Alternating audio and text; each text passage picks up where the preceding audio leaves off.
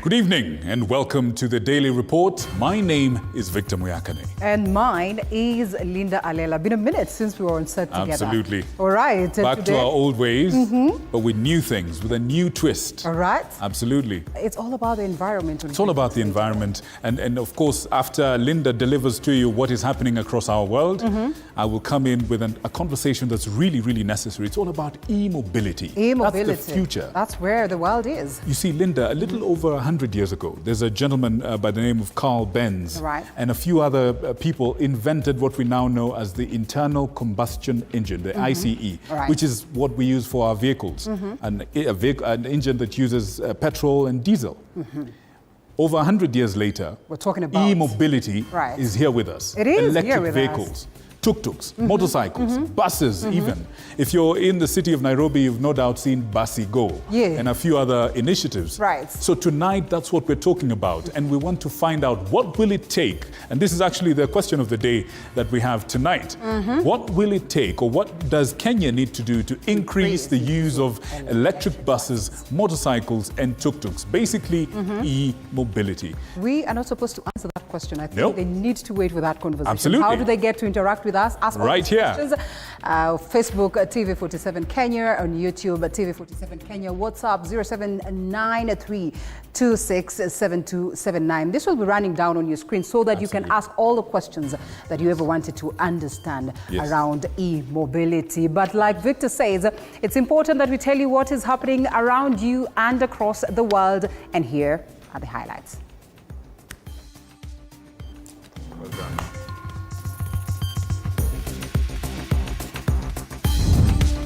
Joseph Oyugi Magwanga has resigned as the Deputy Governor of Homa Bay County, citing frustrations that he says hindered the effective execution of his duties. Also tonight, lawmakers termed the partnership between the Nairobi City County government and the national government unconstitutional over lack of public participation. Family of 25-year-old Joseph Mureithi is seeking justice after he was allegedly thrown from a Super Metro bus and later died.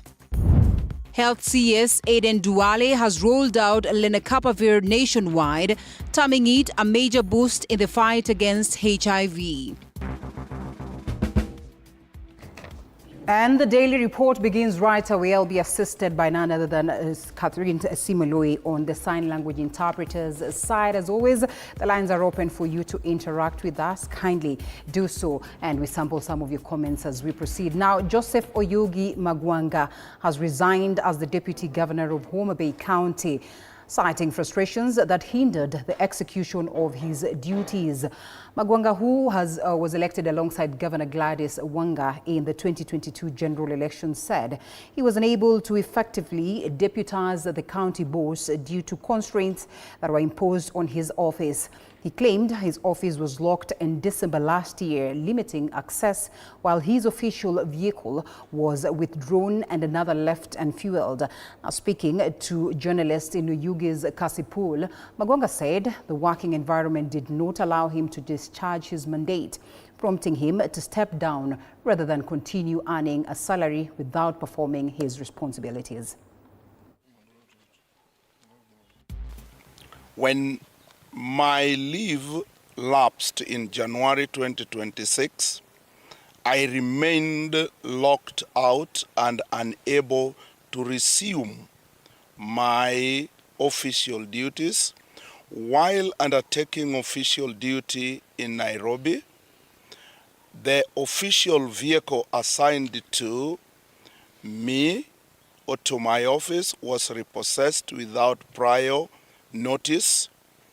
Remaining county vehicle allocated to my office is unserviceable, and I have not been facilitated with fuel or logistical support necessary to perform my constitutional responsibilities. These actions have rendered the office of the Deputy Governor functionally inoperative and have made it impossible for me to serve effectively. And to a different county here in Nairobi, and Nairobi Governor Johnson Sakaja found himself on the defensive before the Senate over the 80 billion shillings cooperation agreement between Nairobi County and the national government, with lawmakers declaring the deal unconstitutional and demanding its withdrawal. During a heated session of the Senate Standing Committee on Devolution and Intergovernmental Relations, the senators questioned why the agreement was signed at State House without public participation, terming it a backdoor power grab. And as Apollo Kamau now reports, the exchange exposed sharp divisions over the future of the capitals and, of course, the governance as well as legality of the arrangement involving President William Ruto. Can give them a round of applause. Nairobi City County Governor Johnson Sakaja was on the firing line over the controversial 80 billion shilling cooperation agreement with President William Ruto for violating the public participation constitutional requirement before the signing of the deal, with Sakaja, who appeared before the Senate Standing Committee on Devolution, saying he is ready to pay the price to salvage the agreement, which he says will solve the county's financial crunch. This is the advice that we are giving you. Governor, this thing is fraught with legal landmines. Shelve it and let us start afresh. Governor, this agreement has the potential to either build you or completely destroy you. I am ready to stake my career on this because I am so sure if we implement this as we should, and I'll make sure it is. I am chairing that implementation committee.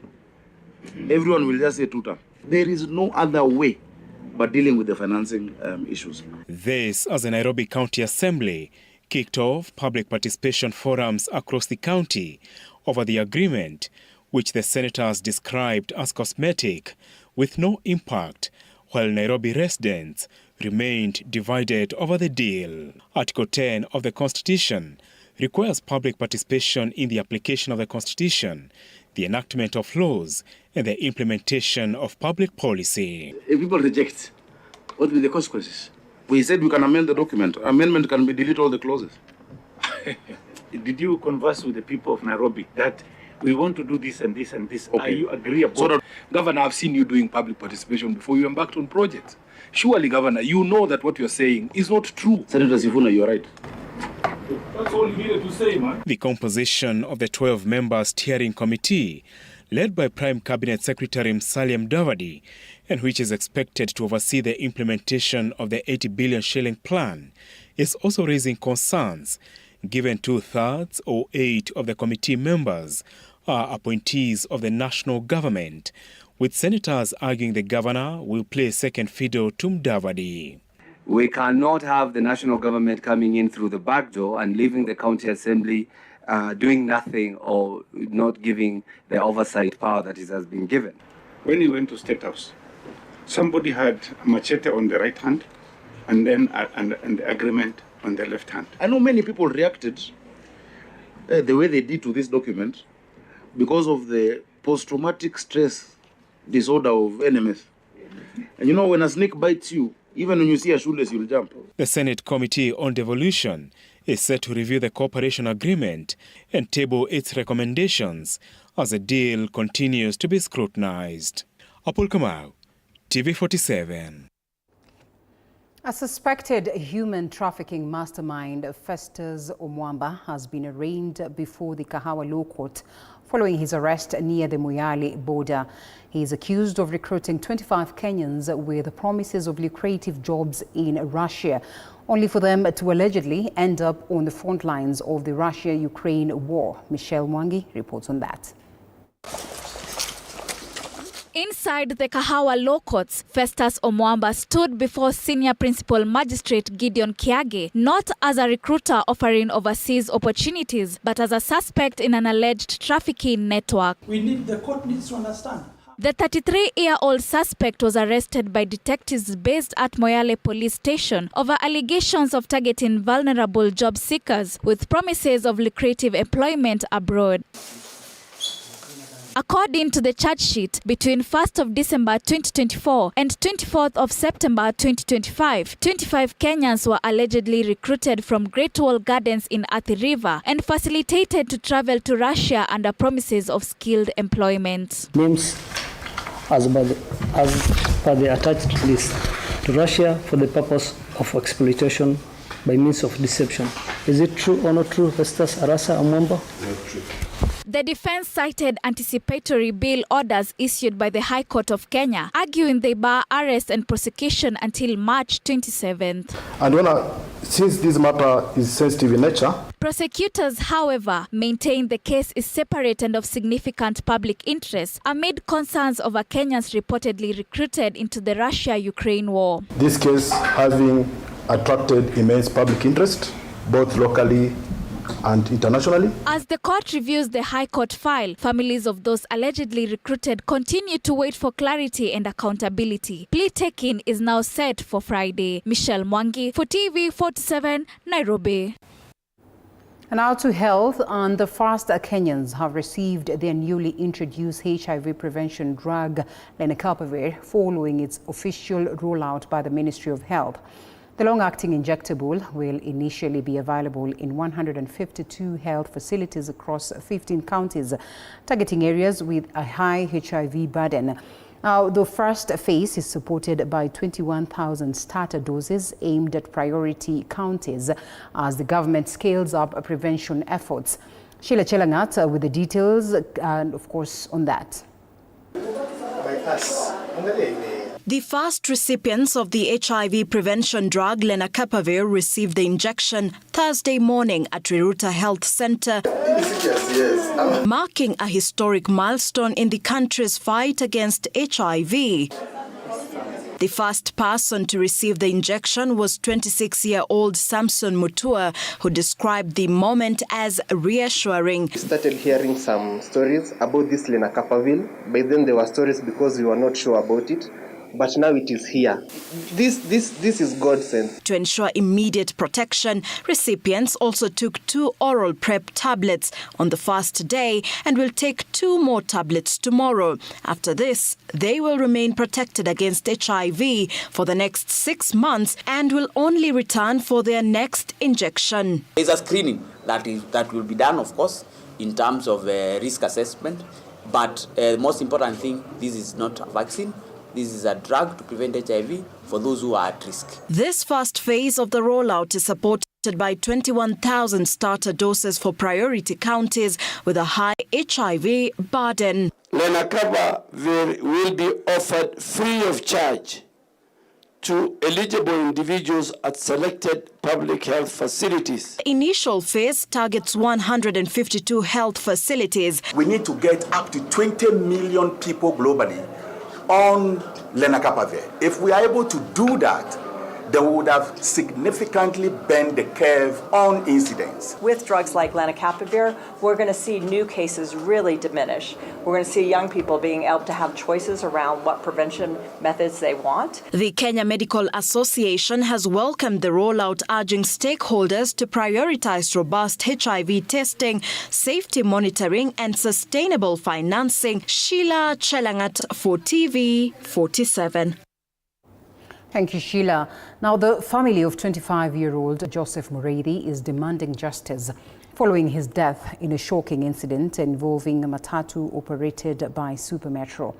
The circumstances surrounding the events of February 24 remain unclear, with reports alleging that Mureithi was pushed from a moving bus by a conductor. Alvin Kithinji reports on that. It was supposed to be a routine ride home. On the night of February 24th, Joseph Mureithi, a petrol station attendant, boarded a matatu belonging to Super Metro Bus Company, which is said to have been crowded along the Kitengela-Namanga Highway, but few meters into the journey from the spot where Mureithi was picked. Tragedy. Witnesses say the conductor threw Mureithi off the moving vehicle.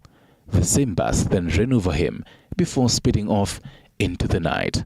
Mimi ndio nivuke road pande ile, nikuje pande hii, yeye alikuwa shavuka akanitangulia. Mimi kuvuka nikuje pande hii. Before hiyo gari fike pale, naonanga mwenye anafaa kuniholdia ashasukumwa. Muriithi was rushed to a nearby hospital from the scene of the accident, but doctors pronounced him dead on arrival. Hii kijana ndio alikuwa mambo yote kwangu. Hata akona mtoto mdogo mwenye alikuwa anatumia pesa, ananitumia na mshughulikia hata shule. Sasa saa hii hiyo tena ni shida ingine. The Directorate of Criminal Investigations officers in the area at the time quickly swung into action just moments after the incident occurred. They intercepted the bus registration number KDK 060H and impounded it. The driver and conductor of the bus were arrested, though have since been released on a 500,000 Kenyan shillings bond by the Mavoko Lokuts as investigations continue. Hiyo gari ilikuwa inapaswa kupigwa, amwambie my guy, kuna kinye umefanya na inafaa tushughulikie. Lakini walikuwa wanajua Kenya wamefanya, hiyo gari ikakimbizwa mpaka Mlolongo. Super Metro has since expressed regret over the events leading up to the tragedy, confirming the incident and pledging cooperation with police and the National Transport and Safety Authority. The company says it is conducting an internal review to determine whether its crew violated policies. For Joseph's family, justice is the only path to healing. They're now appealing for support from the Super Metro Buses company to cover post-mortem costs as they struggle to come to terms with the loss of a young man. Kuko na changamoto pia ya kiuchumi na hospitali pale daktari anahitajika na pesa pia inahitajika kuweza kushughulikia hiyo post-mortem. The accident claimed a life which ended too soon and left a family shattered and demanding answers. Yes, that story produced by Alvin Kithinger and voiced by none other than Stanley Nyaringita. And away from it, the National Assembly Public Accounts Committee has directed Education Principal Secretary Julius Bitok to ensure that St. Mary's Girls Luak in Siaya County readmits Samira Ramadan, a student who was reportedly forced out of school over wearing a hijab. And as Elizabeth Mutuku now details, lawmakers emphasized the need for institutions to uphold constitutional rights. Just a week after TV47 highlighted the plight of Samira Ramadan, a student at St. Mary's Girls Luak in Siaya County who was forced to cut short her education following a hijab dispute, the matter has taken a new turn. I've always been harassed by the learners, the sisters and also the administration just because I'm having my hijab on. Her plea has now reached the relevant authorities, with National Assembly Public Accounts Committee directing Education Principal Secretary Julius Bitok to ensure that St. Mary's Girls Luak readmits her immediately, even as investigations into the incident continue. What is denying the kids from the Muslim community to go to school? That kid must go to school. You need to defend the constitution. The girl is supposed to be allowed. Yes. To go to that school. Yes, well Chair. Added, Honorable Chair. Yeah. I will ensure that the girl gets back to school as soon as possible. And now, immediately. Yes. As soon as today. Yeah. Lawmakers, visibly angered by the incident, stressed the need for institutions to respect the Constitution, particularly the right to freedom of worship, as they condemned the school's leadership. No person, not even a child, should be discriminated. Because of their religion? Yes, because of their religion or otherwise. When I received these complaints, I asked the principal, and I'm yet to establish the fact, because the law is clear. It's not about the law. So it's reasonable to allow the PS to establish the facts and give a factual answer. Earlier, Health Cabinet Secretary Eden Duale also condemned the institution and urged the Ministry of Education to take action over what he described as discrimination. And Article 37 of the Constitution of Kenya is clear. Past, I was part of the leadership that was in Parliament then. And it says it guarantees the right to religious freedom and expression, including wearing religious attire. Elizabeth Mutuku, TV47, Nairobi. A mix of calm and chaos defined today's by-elections across several parts of the country, with some polling stations operating smoothly while others were disrupted by violence that forced security agencies to step in.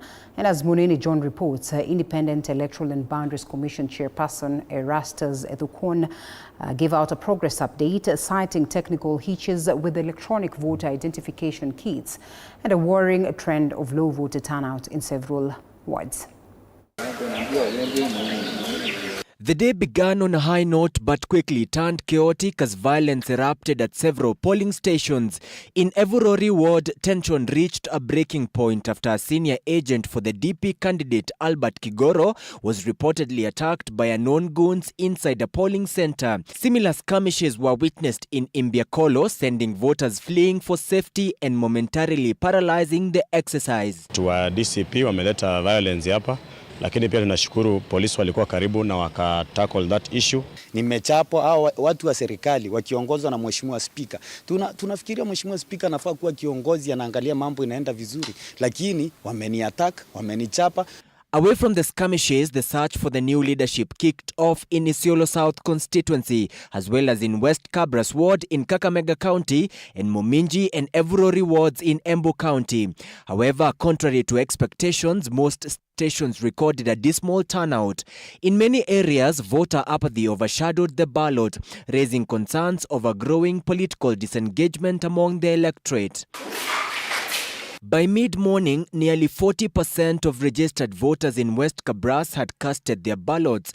Despite the steady flow, technology once again proved to be a hurdle. Several elderly voters experienced verification challenges as the Kenya Integrated Election Management System KIMS failed to recognize their fingerprints, leading to delays and frustrations at polling stations. Verification of voters, the system is taking some time, too slow. And also when you look at the old age voters, the fingerprints are not well identified. You know, we understand that now their age with their fingerprints is also a determining factor. But we will be encouraging them with the time they will vote. Beyond the immediate results, today's by-elections serve as a critical barometer for the Independent Electoral and Boundaries Commission ahead of the next year's polls, a test of the Commission's ability to ensure reliable technology under pressure and of security agencies' capacity to completely curb electoral violence. Munene John, TV47, Nairobi. Thanks, Munene. Now, political temperatures are rising after controversial remarks made by former Deputy President Rigathi Gachagua at Gusii Stadium in Kisii County sparked sharp reactions from leaders across the political divide. Members of Parliament have criticized the former Deputy President over what they term as discriminatory statements, calling for accountability and restraint in public discourse. This report was produced by Mwalusi Meshak. The remarks made by the former Deputy President Rigathi Gachagua against Thursday's sitting of the National Assembly turned into a heated session as lawmakers condemned former Deputy President Rigathi Gachagua over remarks he allegedly made during a political rally in Kisii County. According to several MPs, Gachagua was heard urging residents of Nyaribari Chache constituency not to re-elect their current Member of Parliament, allegedly on the basis of his skin color. Nikiwa councillor na nimechaguliwa mara 3 nikiwa mjumbe, kwani watu wangu hawakujua rangi yangu ama vile niko. Say that Kenyans need to understand that the Asian community, because I'm always referred to as Muhindi, the Asian community is tribe number 44 in amongst our tribes. The claim sparked outrage in the House, with the legislator terming the remarks discriminatory and divisive. I am here standing for the Luo community, not the Indian community. And I will want Ricky G to come and apologize. A section of MPs demanded that Gachagua issue a public apology, arguing that leaders must uphold national unity, especially as the country heads towards 2027 general election. Normalize terrible things about other people, then it means we can use your gender, your tribe, your race against you, and we will not allow. Some lawmakers further claimed that this was not the first time that the former deputy president had made inflammatory statements at a political gathering. Parliamentarians now have called on the National Cohesion and Integration Commission to summon Gachagua to explain his remarks. Because my brother Jihanda, I know him most of a long time. If the Kisis have voted for him, he doesn't like it, Tough luck. By the time of filing this report, neither Gachagua nor his close allies have responded to the allegations. Wajumbe yao wote walinyamaza, walinuliwa na William Ruto. More on politics, and fresh divisions have emerged within the Orange Democratic Movement as factions clash over who should steer the party into the future. Treasury Cabinet Secretary John Mbadi has indicated that the party is yet to identify the most trusted figure to assume its top leadership position. Paul Kirobi with the details of that. The contest for the top leadership in the Orange Democratic Movement ODM is intensifying, with rival factions divided over who should take up the mantle of the late Raila Odinga. Treasury Cabinet Secretary John Mbadi is the latest leader from the Nyanza region to signal that no consensus candidate has emerged, saying consultations will continue until a suitable successor is found.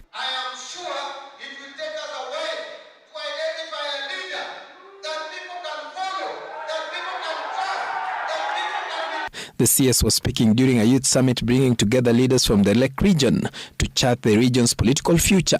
He urged young people to remain politically active to ensure the region is not sidelined.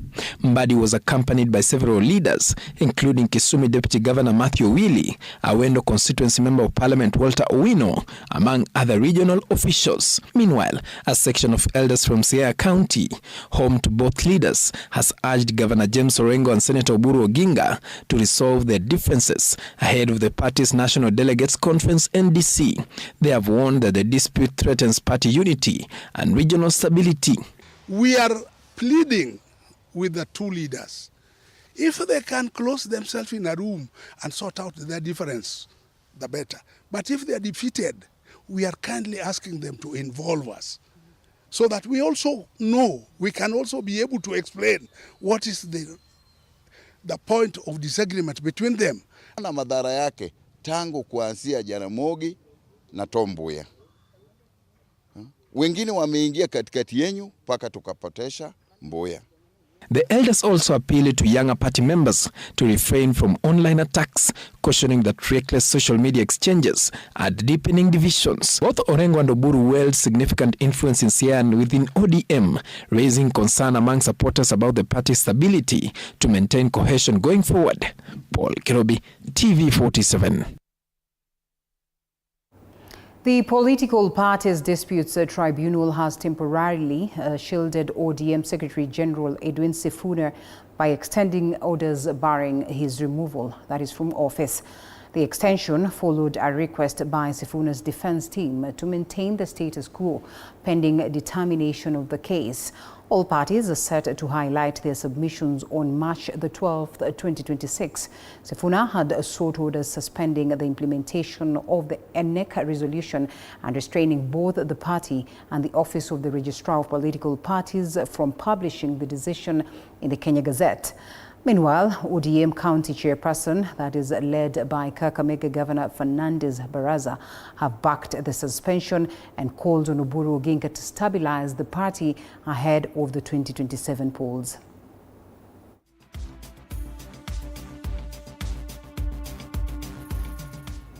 In the same breath, Nairobi Senator Edwin Sifuna has petitioned the Senate Standing Committee on National Security and Defense to provide clarity on the fatal shooting of Vincent Ayomo during a political rally that is in Kitengela on February 15th. Sifuna questioned the conduct of police officers during the incident, arguing that the events raise concerns about citizens' right to assembly and security during political gatherings. Mr. Speaker, police officers disrupted a peaceful assembly, resulting in the fatal shooting of Mr. Ayomo and injuries to other citizens. This incident has raised serious concerns regarding the protection of the constitutional right to peaceful assembly and the use of force by law enforcement officers. In the statement, the committee should address the following. Number one, the circumstances under which police officers were deployed to the rally in Kitengela, including the chain of command and the officers involved and their respective police stations.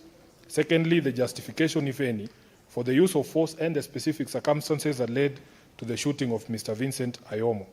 Thirdly, the action taken against the officers involved, including any investigations commenced and their current status. Number four, the number of persons injured, arrested or otherwise affected, and an assessment of damage to property. And lastly, Honorable Speaker, the measures in place to compensate the family of Mr. Vincent Ayomo and other affected persons. The Kenya Medical Practitioners, Pharmacists and Dentists Union has issued a strike notice to the Meru County government demanding that doctors' grievances be addressed by the 6th of next month or face industrial action. Speaking in Meru County, KMPDU Secretary General Alela accused the county government of placing doctors on unfavorable short-term contracts, delaying promotions and denying them professional development opportunities. He warned that failure to resolve the concerns within the set deadline will see Meru doctors join colleagues in a nationwide strike beginning on the 6th of next month.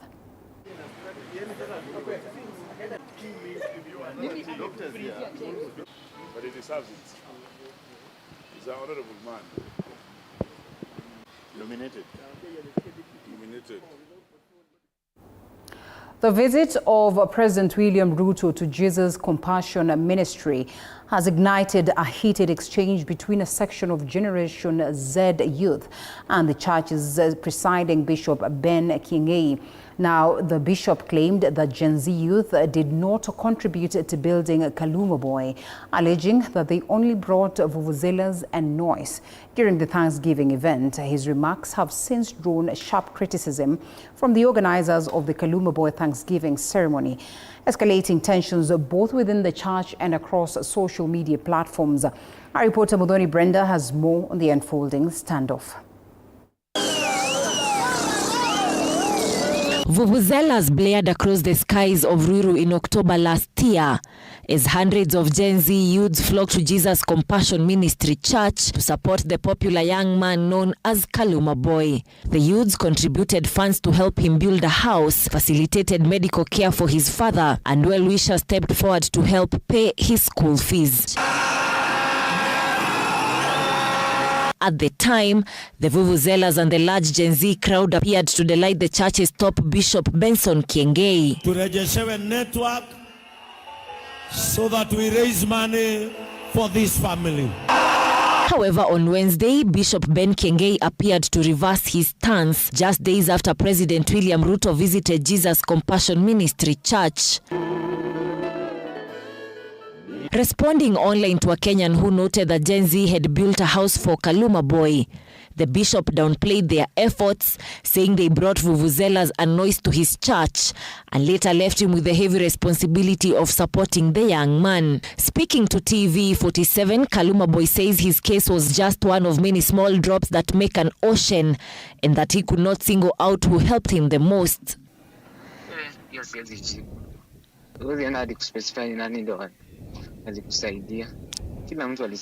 Those who led the organization of Kaluma Boy's event last year at Jesus Compassion Ministry have expressed displeasure over Bishop King'ei's remarks, accusing him of opportunistically riding the wave created by the Gen Z. Wakati Bishop Ben alipiga simu nikapatiwa, ni nyinyi mulisema mtaenda JCM ama sio nyinyi kwa sababu alishirikiana na nyinyi? Nani alisema? Ni nyinyi mulichanga ama sio nyinyi mulichanga? So let us focus with the people. Earlier, Bishop King'ei had supported the Gen Z, stating that his church would neither host nor accept money from any politician. But on Sunday, the bishop appeared to depart from that position by welcoming political leaders and accepting a pledge of 14 million Kenya shillings, reportedly to support the church's charitable and compassionate activities. Well, interesting right there. But of course, I want to pay some bills. Come back with more news, but also remember that Victor Moyakani is on standby for that critical conversation where the country is committed towards advocating for policies as well as regulations that support the growth of electric mobility in the country. So keep your questions coming in. We'll be looking at them as we continue with the broadcast. After this break, we come back with more. Also coming up after the break, boxers weigh in ahead of the nightmare in Nairobi. Showdown as Kalakoda stages the premier boxing event in the capital.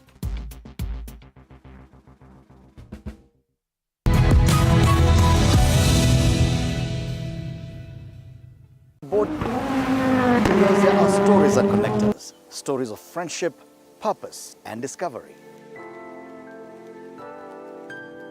In every embassy, behind every title, there's a person, a story, a heartbeat that bridges two worlds. Who is Enwet Geiger? I would like to know. When I was a younger man, I used to sail the oceans. Balozi Speaks, My Country, My Story, takes you inside the lives of ambassadors, exploring how nations collaborate, how cultures intertwine, and how humanity drives diplomacy forward. Investing in human capital is the most sustainable investment that we can collectively do. Because beyond politics and protocol lies the power of people. Balozi Speaks, My Country, My Story, where diplomacy meets humanity.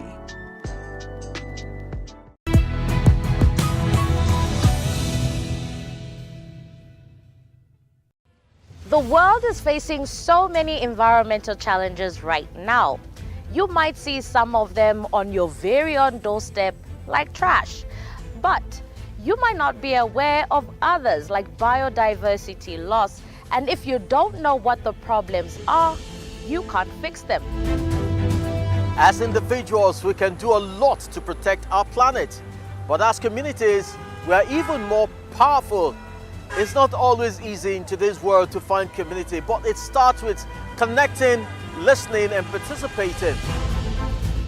Welcome to Echo Africa. We will be showing you not only the crisis our planet faces, but the ways to solve them.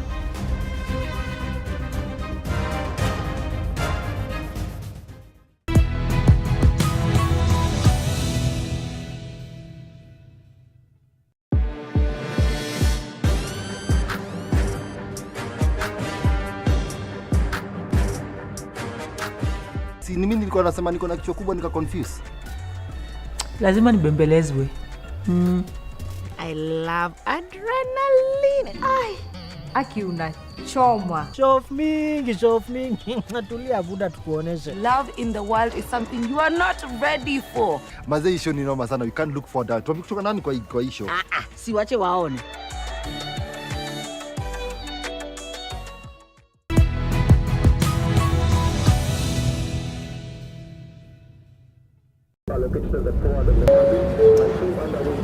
Your attention, please.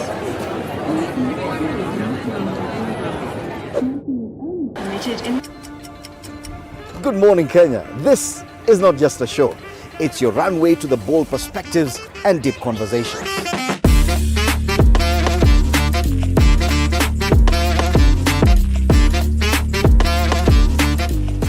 We don't just talk about the issues. We soar above the noise.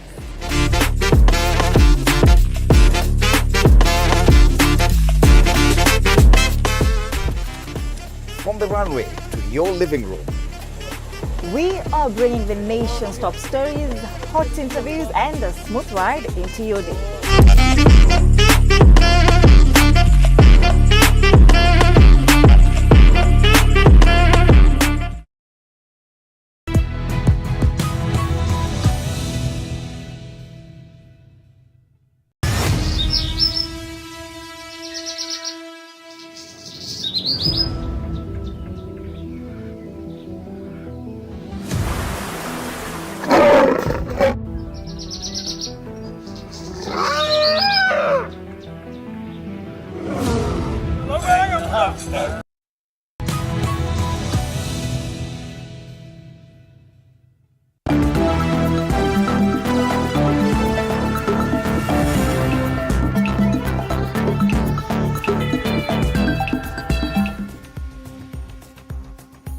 All right, welcome back. And as we get straight to TV47 business, Kenya will tap green and blue bonds to finance major maritime upgrades. And according to Blue Economy Cabinet Secretary Hassan Joho, now the plan prioritizes investment in cold storage facilities, as well as desalination plants and the revival of national shipping line. Officials are also promoting public-private partnerships to equip local fishers and reduce over-reliance on tourism, aiming to stabilize revenues during seasonal slowdowns and strengthen long-term maritime growth. For too long, the blue economy has been treated as peripheral rather than foundational to our economic planning. This strategy corrects that.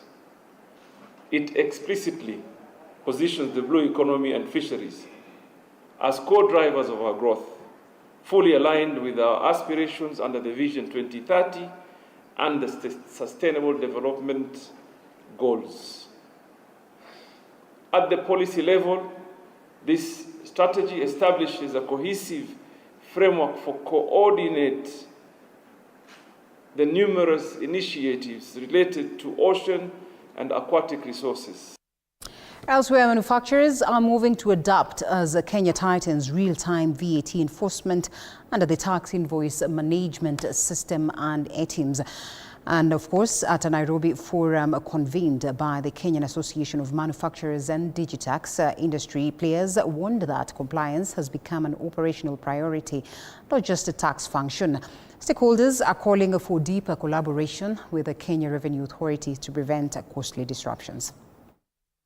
Manufacturers, tax experts and technology firms convened in the capital to examine the operational impact of automated real-time invoice validation, which is reshaping procurement, supplier management and financial reporting across the sector. No, there's no snooping on people. What typically happens is tax authorities offer free solutions to taxpayers to generate tax-compliant invoices. A lot of those are more applicable for micro-enterprises.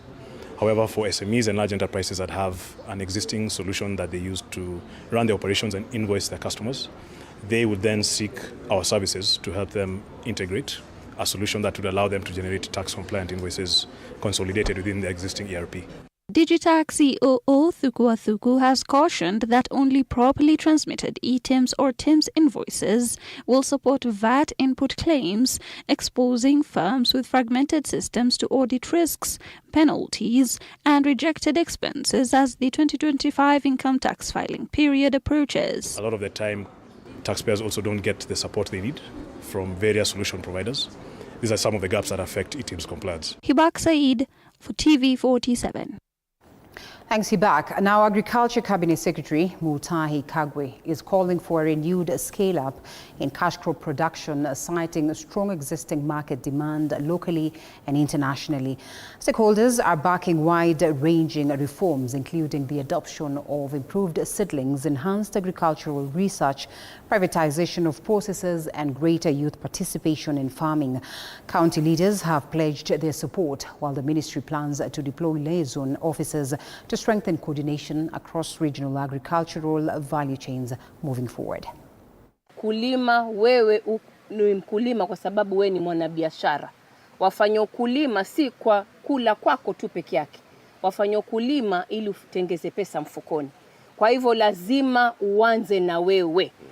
Tuonyeshe mori na ari, alafu kupitia serikali kuu na serikali ya county government na mashirika, cooperatives, muwe na sauti moja wakulima, hakika utafika mbali. That in order for us to protect the small-scale farmers who are being contracted by the processors themselves, we want to make an appeal to the processors. When you sign a contract or when you extend your production to a farmer, it is important that you protect that farmer so that you do not ask a farmer to grow a crop which you are not prepared yourself to take. And the Cooperative Bank of Kenya has been urged to expand its services in South Sudan to support cooperative societies and entrepreneurs seen as key drivers of the young nation's economy.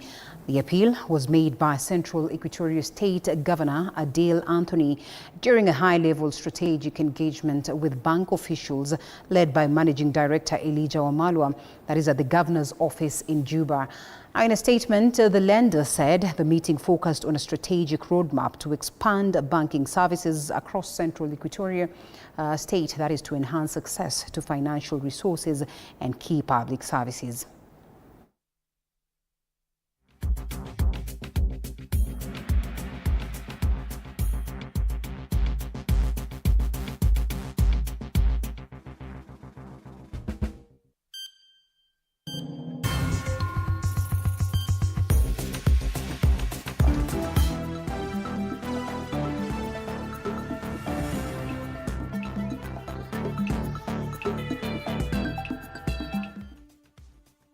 Yes, and we get sporty. Fighters stepped onto the scales today ahead of tomorrow's night's nightmare in Nairobi.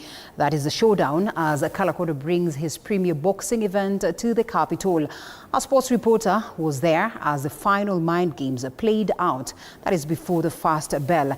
Now here's the build-up to Friday fight night. Take a look. The countdown is over. And now, the focus shifts to tomorrow's night's biggest boxing showdown in the capital. Kalakoda's premier fight card, the nightmare in Nairobi. Opponent wewe mwenyewe umemuona, hakuna mahali anatufikia kwenye viwango, kwenye training, kwenye physique, kwenye range, tumeangalia record yake. That is 90.5 kgs. The top of the card, the headline act, Joshua Sike steps into the spotlight 3 months after knocking out Shabani Koineka. This time, he is fighting for the Eastern Central Africa welterweight title and must beat Jacob Maganga. Tutacheza mchezo venye takuwa na tutarajia ushindi. After making his professional debut last November, Felix Logenberg is battling with anticipations, confident and angry. But he must first get past determined Frank Gombi. He's in for a hard night. The last time these fighters stepped into the ring, back in November, tempers flared as statements were made. Now, George Nyango is out to make another statement. But Ernest Kaping of Tanzania has sent a warning. Anaenda kupatana na vitu mbaya kesho. Yeah. Another title is up for grabs, and the heaviest jabs and uppercuts awaits.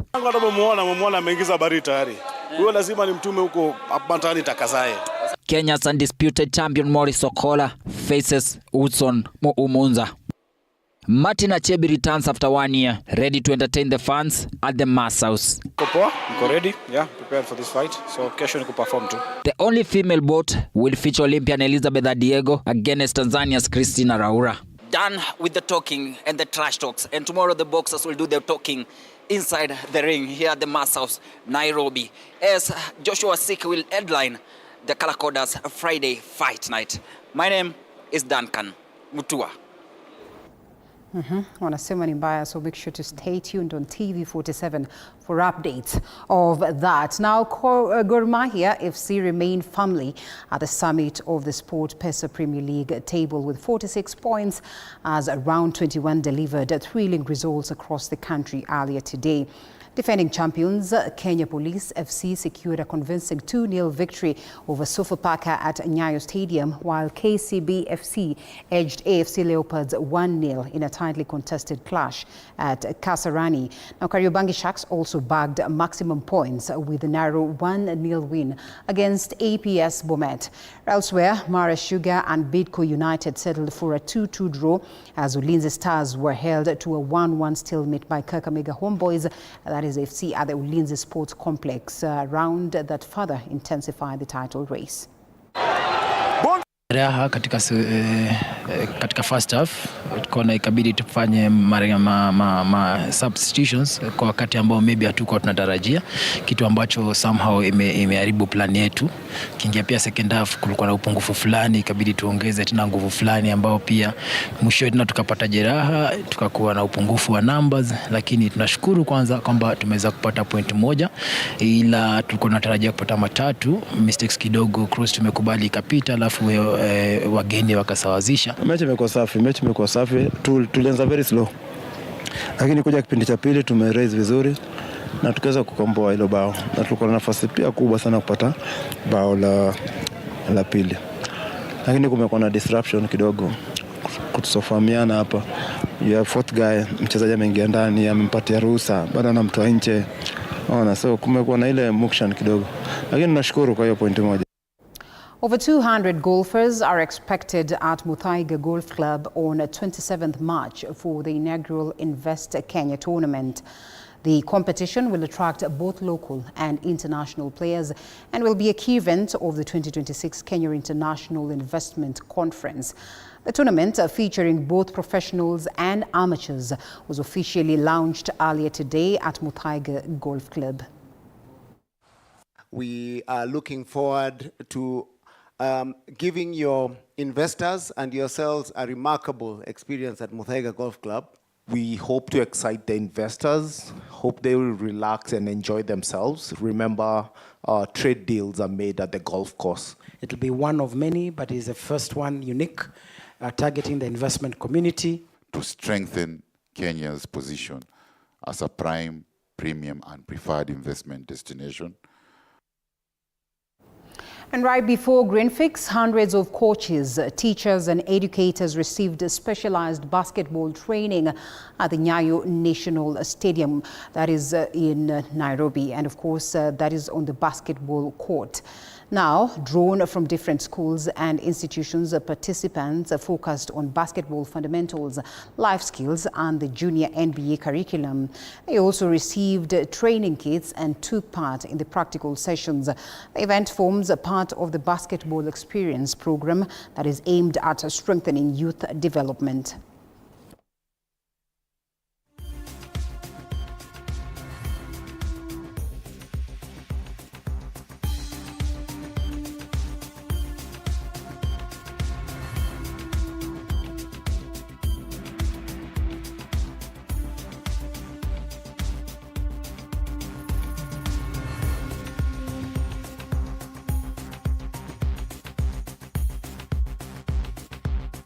These are things that we're going to add as part of our coaching philosophy so that when we go out there, we're going back to our learners to teach them what we've learned. Where there is talent, we see them, we find them, and we help them, nurture the talent. NBA provides the best facilities for our children every other time that they have a program. We have also seen the development of facilities, and this is through the NBA collaboration, even with the CAS. Having the balls with them to be able, and the right balls for that matter, then is a very big boost.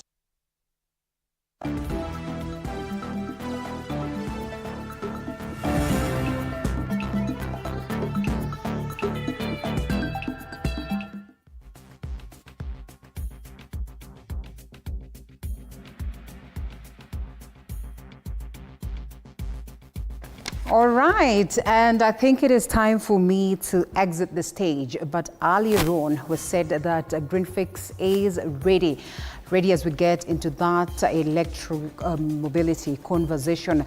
Victor Muyakani on a standby with a guest. I think I will not take much.